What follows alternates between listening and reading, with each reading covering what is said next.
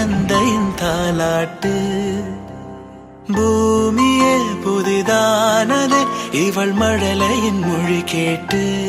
ஓ தாயாக தந்தை மாறும் புது காவியம். ஓ இவன் வரைந்த கிறுக்கலில் இவளோ உயிரோவியம். இரு உயிர் ஒன்று சேர்ந்து இங்கு ஓர் உயிராகுதே. கருவறை இல்லை என்ற போதும் சுமந்திட தோணுதே. வெளியோரம் ஈரம் வந்து குடை கேட்குதே.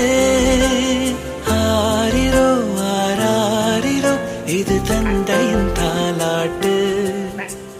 பூமியே புதிதானதே இவள் மழை